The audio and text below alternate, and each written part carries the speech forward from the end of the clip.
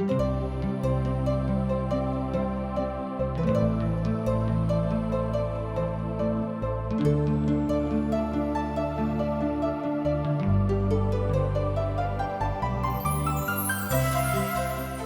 शास्त्र आध्यात्मिक मार्गदर्शन के प्रस्ताव के संग्रहण के रूप में परिपूर्ण अछि। हुनक उद्देश्य सब मानव इतिहास में परमेश्वरक योजना आ हुनक उद्देश्य के प्रकट करय के अछि। तहन पौलुस कहै छथि, सारी पवित्र शास्त्र परमेश्वर के प्रेरणा से रचल गेल अछि आ सिखाबऽ के लेल, ताड़ना देबऽ के लेल, सुधारऽ के लेल आ धर्म के शिक्षा के देबऽ के लेल उपयोगी अछि। मुदा जे केओ परमेश्वर के अछि वह नीक रहैत आ सब नीक काजों के लेल सुसज्जित छी। आ आशाक इजोत कार्यक्रम के यह लक्ष्य अछि कि ई सब बातों में अहाँ सब के दिशा निर्देश दियौ। आशा के इजोत मैथिली कार्यक्रम में हम एक बेर और अहाँ के अभिनंदन प्रभु यीशु मसीह के मीठ आ पवित्र नाम से कह रहल छी। जेना कि अहाँ के मालूम हैत कि पवित्र शास्त्र बाइबिल में कुल मिलाकर 66टा पोथी ठीक है। एहिमे से आजुक दिन हमरा सब पूर्ण नियमक एकटा पोथी के अध्ययन आरंभ कर रहलहुँ हैं। एहि पोथी के नाम थिक नीति वचन की पोथी। पवित्र बाइबिल के जे ई पोथी थिक, एहि पोथी के कवित्व शैली में बखान कयल गेल अछि। अर्थात अहाँ बाजि सकलहुँ हैं कि पवित्र पोथी बाइबिल में किछ पोथी एहन अछि जाहिमे कवित्व शैली में परमेश्वरक वचनक बतावल गेल अछि। एहि श्रेणी में अय्यूबक पोथी अछि, एहि श्रेणी में भजनक पोथी अछि और एहि श्रेणी में नीति वचनक के पोथी अछि। जाहि पोथी के अध्ययन हमरा लोकनि आजुक दिन अध्ययन आरंभ कर रहलहुँ हैं। तकरा बाद सभोपदेशक और एहि के बाद श्रेष्ठ गीत एहि श्रेणी में आबैत अछि। एहि तरह हमरा लोकनि देखैत छी कि पवित्र पोथी बाइबिल सब प्रकार के पेटारा के लऽ कऽ आयल अछि, जाहिमे युद्ध, प्रेम, कृपा, करुणा सब बातक बताओल गेल अछि। एहि सबटा पोथी के रचना इब्रानी भाषा के कवित्व शैली में कयल गेल अछि। अर्थात प्रभु में हमरा सब आजुक दिन से एहि पोथी के अध्ययन आरंभ कऽ रहल छी। सबसे पहिने तऽ हम अहाँके बता दी जे एहि पोथी के रचनिहार के छथि। पवित्र पोथी के महान विद्वान सब अर्थात जे केओ पवित्र पोथी के बहुत बारीकी से अध्ययन केने छथि, जिनका परमेश्वर अपन आत्मा देने छथिन कि परमेश्वर के पवित्र पोथी के बहुत नीक रीति से बुझैत, हुनका अनुसार नीति वचन के पोथी के रचनिहार सुलेमान छथि, जे कवित्व शैली में एहि पोथी के लिखने छलखिन। अर्थात एहि पोथी के रचनिहार सुलेमान छथि, स्पष्ट भऽ गेल होइत। नीति वचन बुद्धि के पोथी अछि। ध्यान दियौ, नीति वचन बुद्धि के पोथी अछि। कतौ लिख कर राखि लेब जाहिसँ कि अहाँके पोथी के बुझबा में आसानी हैत और अहाँ बड़ आसानी से पोथी के बुझैत जेबै। एक बेर और ध्यान दियौ, नीति वचन के पोथी बुद्धि के पोथी अछि। अर्थात एहि पोथी में बतायल गेल अछि कि हमरा सब कोना के परमेश्वर के बुद्धि ज्ञान के सीख सकैत छी। तकरा बाद किछ व्यंग्यकार सब आगाँ के पोथी के विषय में बताबैत छथि कि सभोपदेशक मूर्खता के बातक ऊपर लिखल गेल एकटा पोथी अछि। तहन अहाँ बाजि सकैत छी कि यौ तहन मूर्खता के बातक किएक पवित्र पोथी बाइबिल में सम्मिलित कयल गेल अछि। हम अहाँ से बाजब, मूर्खता के बातक एहि द्वारा लिखल गेल अछि कि मनुख ई बुझैत छथि कि हुनका नजरी में यह ठीक छनि आ ओ बात ठीक नहीं छनि जे प्रभु कहैत छथि। तैं ई पोथी मनुख के ओहि ठाम ओहि दिशा में खूब नीक रीति से हुनका बताबैत छथि आ हुनक गलती के सुधारैत छथि कि अहाँ सुधरि जाउ आ परमेश्वरक दिस चलि। एहि तरह श्रेष्ठ गीतक पोथी में प्रेमक ऊपर प्रासंगिकता बतायल गेल अछि। अर्थात एहि तीनों विषय पर सुलेमानक बड़ एकाधिकार छलनि। अर्थात अहाँ बाजि सकैत छी कि सुलेमान एहि तीनों विषय वस्तु पर अपन पिता से, अपन उद्धारकर्ता से महान ज्ञान प्राप्त कऽ चुकने रहथि। तैं पिता परमेश्वर ई आज्ञा दिलनि कि अहाँ पोथी के रचना करू और वो रचना करौलथि अपन पवित्र आत्मा के पठा के हुनका हाथे। अर्थात वो 3000 नीति वचनक बखान करैत छथि आ हुनक गीत लिखल 1005 छलनि जे पहिल राजाक पोथी सँ लऽ कऽ आगाँ आबैत अछि। जँ अहाँ देखबै पहिल राजाक पोथी तकर 4 अध्याय आ तकर 32 पद तऽ एहि कथाक बड़ स्पष्टताक साथ बखान करैत अछि। लोक सुलेमानक बातक ऊपर बुद्धिक ऊपर बड्ड जलजलवा राखैत छलखिन, अर्थात ओहि कालक बहुत राजाक एहि बातक घमंड भऽ गेल रहनि, ईर्ष्या भऽ गेल रहनि कि सुलेमानेक लग किएक एतेक ज्ञान छनि, हमरा लगक सबके किएक नहि अछि। पहिल राजाक पोथी तकर 4 अध्याय तकर 33 पद आ 34 पद में एहि बातक बतायल गेल अछि। सुलेमानक बुद्धि के विषय में ओतऽ हमरा लोकनि देखैत छी। नीति वचनक पोथी में सुलेमानक बुद्धि के विषय में बतायल गेल अछि। नीति वचन एहि बातक बताबैत अछि जे सत्य आ तकर पहचान अहाँ कोन तरह विशिष्ट शैली में कऽ सकलहुँ हैं। ध्यान दियौ, नीति वचनक एहि बातक बताबैत अछि, अर्थात नीति वचनक पोथी एहि बातक बताबैत अछि जे सत्यके अहाँ कोनाक विशिष्ट शैली में बखान कऽ सकैत छी, अर्थात सत्यक बखान एकटा विशिष्ट शैली के बात अछि। तहना बाजि सकैत छी कि नीति वचनक पोथी एहि तरह परमेश्वर के पवित्र पोथी में सम्मिलित भऽ कऽ मनुख जाति के नित्य प्रतिदिन के जिंदगी के विषय में बड़ स्पष्टता के साथ ज्ञान दैत अछि।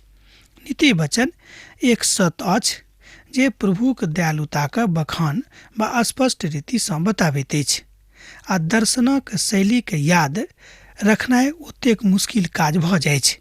तैं बड़ छोट छोट पंक्ति में लिख कऽ पिता परमेश्वर एहि बातक अपन लोकक लेल पहुँचा देलनि, जाहिसँ नीति वचनक पोथी के पढ़ि कऽ हुनका खूब आशीष भेटनि आर ओ परमेश्वरक ज्ञान में मजबूत भेल जानि। नीति वचनक क्रमबद्धता में बाजल गेल लेखन प्रक्रिया अछि। एक बेर और ध्यान दियौ, नीति वचनक पोथी क्रमबद्धता में बाजल गेल लेखन प्रक्रिया के एकटा प्रबुद्ध शैली अछि, बड़ प्रायोगिक शैली अछि। केओ एहि बातक नहि बता सकैत छथि कि परमेश्वरक वचन अनेरे लिखल गेल छलैक, आ केओ एहि बातक ऊपर शंका सेहो नहि कऽ सकैत छथि कि परमेश्वर अनेरे अपन वचनक लिखा देलखिन। नीति वचनक बड्ड गुणवत्ताक विधा कहल जाइत अछि। नीति वचनक पोथी के पुरना कहावत सेहो बाजल जा सकैत अछि। नीति वचनक अहाँ बाजि सकैत छी कि नीति वचन के लोग पुरना कहावत सेहो कहैत अछि।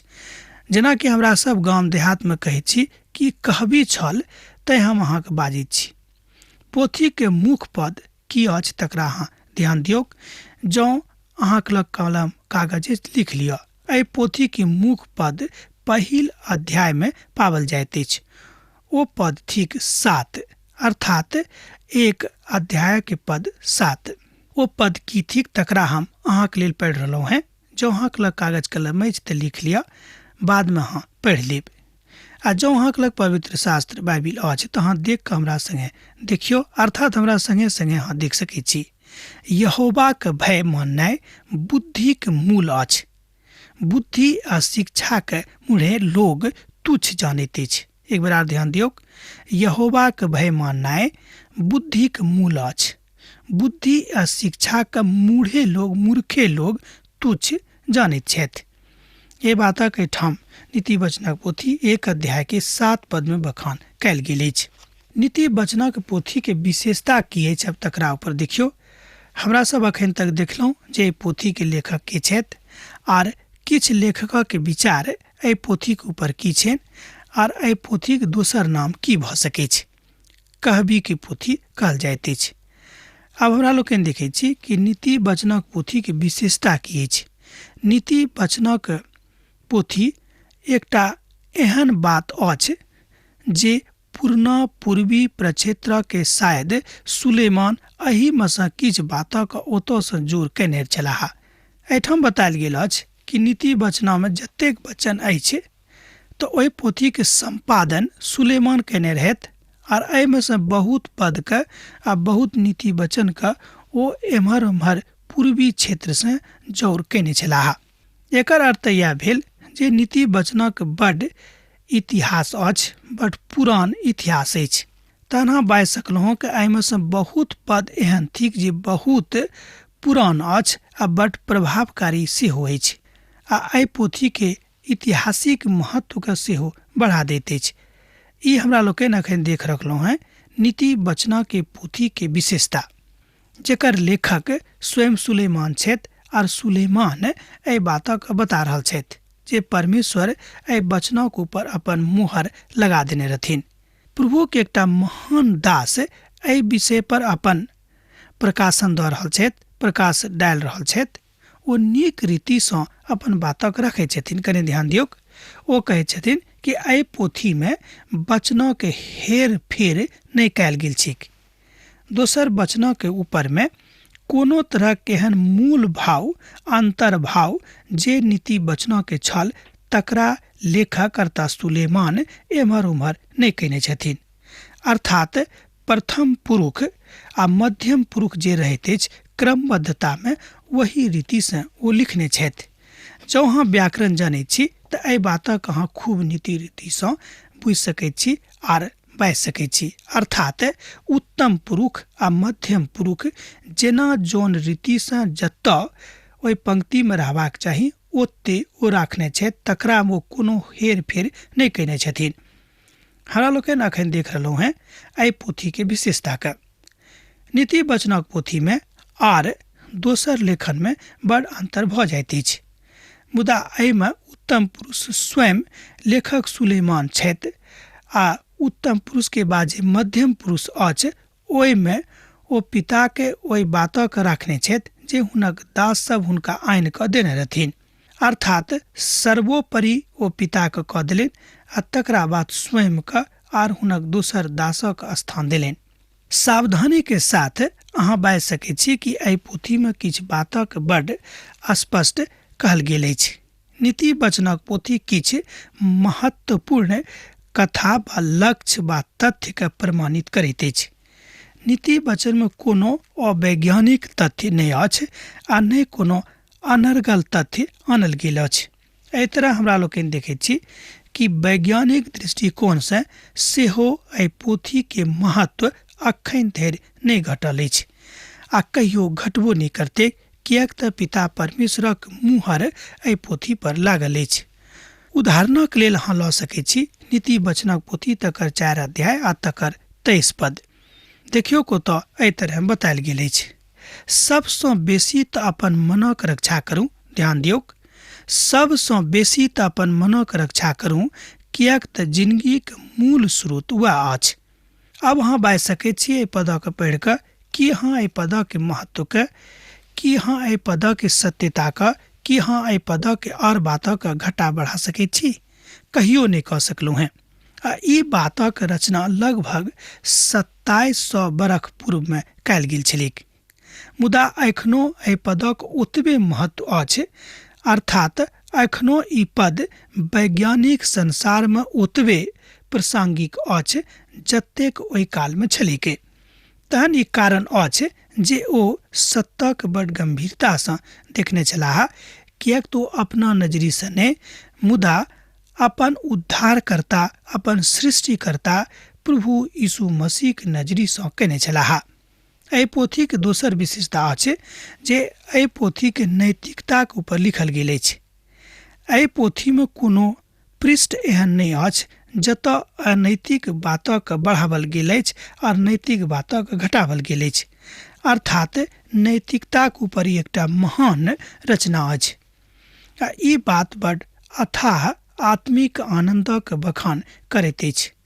लोक पुरना नियमक काल में और नवा नियमक काल में कतौ रहैत छथि। पुरना यरूशलेम में आ नव यरूशलेम में एहि सत्य के बड़ स्पष्टता के साथ क्रमबद्ध रूप में बखान कयल गेल अछि आ ई पोथी के केओ लऽ कऽ आगाँ बढ़ि सकैत अछि आ केओ लऽ कऽ पाछाँ हटि सकैत छथि। एहि पोथी में सुसमाचारक लेल किछु नहीं अछि से बात नहीं। 1 मिनटक लेल अहाँ रुकि कऽ देखियौ कि बिनु प्रभु यीशु मसीह के पवित्र पोथी बाइबल के की महत्व अछि। केओ कहत जे नहि अछि, हमहूँ कहै छी जे नहि अछि, किएक तऽ आरंभसँ लऽ कऽ अखन धरि प्रभु यीशु मसीह सब ठाम व्याप्त छथि। हाँ, हुनक स्वरूप, हुनक रूप, हुनक उपस्थिति के माध्यम अलग अलग आ पृथक पृथक छनि। ओ बुद्धि यीशु मसीह के छोड़ि कऽ आर केओ मनुष्य नहि दऽ सकैत अछि। एहि पोथीमे एहन कोनो बातक एम्हर ओम्हर कऽ कऽ नहि लिखल गेल अछि जाहिसँ अहाँके विचार आर वैचारिक महत्व अहाँके घटेके। बुद्धिक पोथीक हमरा लोकनि अध्ययन आरम्भ कऽ चुकल छी। एहि पोथीमे बड्ड सुसंगठित ढंगसँ सबटा बातक बखान कयल गेल अछि। हमरा लोकनि देख रहलहुँ हैं नीति वचनक पोथी के विशेषता। ध्यान दियौक, हमरा लोकनि अखन देख रहल छी नीति वचनक पोथी के विशेषता। किछु नीक उच्च स्तर पर बनल गेल एहि प्रकारक प्रचार बुद्धियार लोक कऽ सकैत छथि। नीक बात यह अछि कि अहाँक प्रचार मनुष्य जातिके कोनो रीतिसँ चोट पहुँचाबै वाला नहि रहिक। किएक तऽ जँ अहाँ चोट पहुँचा रहल छियनि किनको, तकर मतलब यह भेल कि प्रभु यीशु मसीह के समाद, प्रभु यीशु मसीह के सुसमाचार आर प्रभु यीशु मसीह के संगति अहाँके जिंदगीमे अखन धरि नहि भेल अछि आ नहि आयल अछि।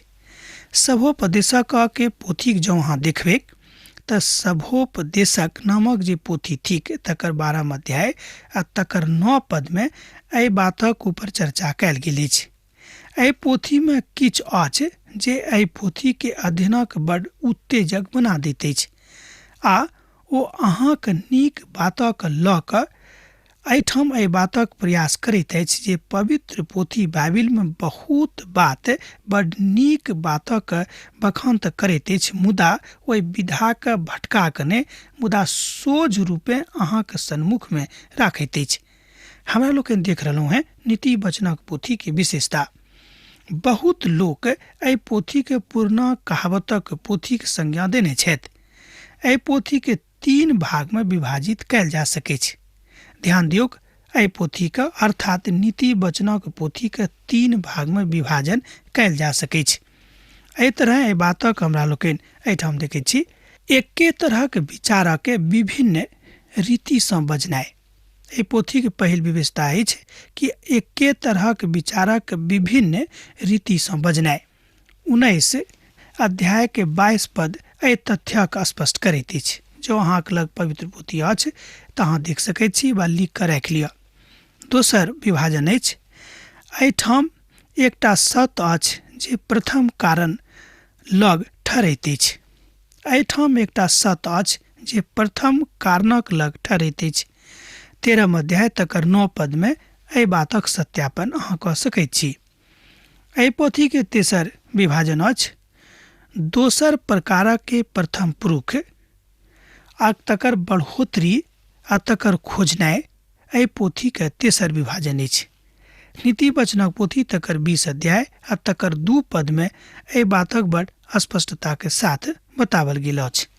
एक बेर आर लिख लिअ, नीति वचनक पोथी तकर 20 अध्याय तकर 2 पद। एहि तरह हमरा लोकनि देखैत छी कि एहि पोथी के 3 तरह विभाजन कयल जा सकैत छै, 3 प्रभागमे बाँटल जा सकैत छै। हाँ, अहाँ एहि बातक बुझबै जे नीति वचनक पोथी बड्ड उत्तेजक कथासँ भरल अछि, मुदा हाँ, अहाँ परमेश्वरक आत्मामे एहि बातक बड्ड स्पष्टतासँ बखान कऽ सकैत छी। नीति वचनक पोथी जेना हम आरंभमे बाजने छलहुँ हैं कि बुद्धिक पोथी थिक। किनहक बुद्धि तऽ परमेश्वरक बुद्धि। एहिमे परमेश्वरक बड्ड वास्तविक वचनक बतायल गेल अछि जाहिमे कोनो तरहक मिलावट वा कोनो तरहक मिलावटक प्रयास नहि कयल गेल अछि। एकर मतलब ई नहि भेल कि जे आन पोथी सबमे कयल गेल अछि सेहो नहि। विशेष कऽ कऽ हमरा लोकनि एहि पोथीक विशेषताके देखैत छी तैँ हम अहाँके बता रहलहुँ हैं। किएक तऽ पवित्र पोथी बाइबिल कहैत अछि कि परमेश्वरक वचनमे अहाँ जँ कोनो तरहक मिलावट करबै तऽ अहाँ परमेश्वरक नजरीमे दोषी ठहरब आ जे न्याय एहि बातक लेल संयमित कऽ कऽ राखल गेल अछि ओ न्यायक सन्मुखमे अहाँके ठाढ़ हुअ पड़त, अर्थात अहाँके ओहि न्याय संगत दंड भेटत। एहि पोथीमे खोजि सकैत छी जे मनुष्य कोना कऽ अपन जिंदगीके बिता सकैत छथि आर परमेश्वरक सन्मुखमे मजबूत भऽ सकैत छथि। दाऊदक पुत इस्राएलक राजा सुलेमानक नीति वचन। एहि तरह एहि नीति वचनक आरंभ होइत अछि। दाऊदक पुत इस्राएलक राजा सुलेमानक नीति वचन। नीति वचनक पोथी 1 अध्याय तकर 1 पद। ई पद अर्थात प्रथम पद एहि पोथी के लेखकक स्पष्ट चित्रण दैत अछि जे एहि पोथी के लेखक के थिकाह तकर बड़ स्पष्टता के साथ बखान करैत अछि। हुनक नाम की रहनि? सुलेमान बहुत नीति वचनक एम्हर ओम्हर सँ जोर कयने छलाह। अहाँ बाजि सकैत छी कि एहि पोथी को संपादन सेहो कयने रहथि। काज हुनके हाथे पिता परमेश्वर संपादित करौने रहथि। एहिमे शक नहि अछि, मुदा एहि पोथी में परमेश्वर कोई महान बातक हमरा लोकनि देखैत छी। नेन्हा अपन काजक बैठ पीड़ा सँ आरंभ करैत अछि। एकटा धियापुताक जकाँ अपन जिंदगी का आरंभ करू। यह सबसे निर्देशन एहि पोथी में भेटैत अछि। परमेश्वरक वचन कहैत अछि कि अपन जिंदगी का आरंभ एकटा नेन्हाक जकाँ करू। जँ अहाँ प्रभु यीशु मसीह दिस ताकबै तऽ पाएब। ओ कहलनि कि जँ अहाँ पिताक राजा के संसार में देखऽ चाहैत छी तऽ हमरा गोदी में जे नेन्हा अछि हुनका दिस देखियौक। सोझ गप में ओ कहलनि कि पिताक राज अहाँ सब एहि नेन्हा में देख सकैत छी। आ काज आरंभे में प्रवीणता के साथ अधर्म, अन्याय और सिधाई के शिक्षा पाबे, जे भेला के चतुराई और जवानों के ज्ञान विवेक से भेटेक। ए बातक अहाँ 2 पद से लऽ कऽ 4 पद में देखैत छी। समान प्रकारक दोसरटा शब्द से सब अछि। एहि पहिल पोथी में पहिल अध्याय में हमरा लोकनि देखैत छी जे शब्द परमेश्वर के पवित्र वचन से हमरा लोकनि सिखलहुँ हैं। पहिल पोथी से अर्थ भेल उत्पत्तिक पोथी। ओतौ एहि बातक बखान कयल गेल अछि। बुद्धि के जाननाइ अपन कथाक बड़ पैघ बुझनाइ सँ बेसी नीक अछि, किएक तऽ प्रभु में अहाँ अपन बातक बड़ स्पष्टता के साथ बुझि सकलहुँ हैं। पुरना नियमक काल में बुद्धि बड़ गंभीर बात छल, बा एखनो ई बात अछि, मुदा नवा नियमक काल में बड़ स्पष्ट रूप में प्रभु यीशु मसीह आबि कऽ परमेश्वरक ओहि बुद्धि ओहि ज्ञान के जे बड़ गंभीर तत्व छल अपना दिस सँ आबि कऽ बड़ सरलता सँ प्रकट कऽ देलनि। एहिक बादो मनुख नहि बुझैत छथि कि अतेक महान सत्य जे पिता परमेश्वरक लग हजारों बरख सँ राखल छलैक, प्रभु यीशु मसीह आबि कऽ ओहि सत्य के प्रकट कऽ देलनि। किएक तऽ पिता परमेश्वर अहाँ सँ बा हमरा सँ ततेक प्रेम कयलथि कि ओ अपन एकलौतो पुत के नहि छोड़लखिन और हुनका एहि संसार में पठा देलखिन, जाहि सँ मनुख आबि कऽ एहि बातक एहि सत्यक एहि ज्ञानक एहि प्रगाढ़ता सँ बुझैके। प्रभुक महा आ प्रभु कथा माननाइ हमरा लोकनि देखैत छी ज्ञानक महानताक दिस लऽ जाइत अछि। जेनाकि नीति वचनक पोथी 1 अध्याय 7 पद में हमरा लोकनि देखलहुँ हैं कि प्रभुक ज्ञानक माननाइ बुद्धि के आरंभ अछि। शिक्षा मूढ़े लोक तुच्छ जानैत छथि। जँ अहाँ बा हम मूर्ख छी तहने हमरा सब परमेश्वरक शिक्षा के अनेरे के बात वा घटिया बात बुझि सकैत छी। आब हमरा विदा दिअ, किएक तऽ अहाँ से विदा होय के हमर बेरा भऽ रहल अछि। पाती लिखैत रहब बिसरायब ने। यीशुक नेह अहाँक जिंदगी में बनल रहेक। आमीन। हमरा विश्वास अछि कि ई कार्यक्रम अहाँ के लेल लाभदायक सिद्ध भेल अछि। हम चाहै छी कि अहाँ अपन आशीषों के हमरा संग साझा करू। जँ अहाँ के नजीक बाइबल सँ जीवन सँ संबंधित कोनो प्रकार के प्रश्न भऽ सकै अछि तऽ अपन समस्या के लेल प्रार्थना करबा के लेल जँ चाहै छी तऽ हमरा फोन पर जरूर संपर्क कऽ सकै छी। परमेश्वर अहाँ सब के एकटा सुखद आनंदित दिन प्रदान करैक।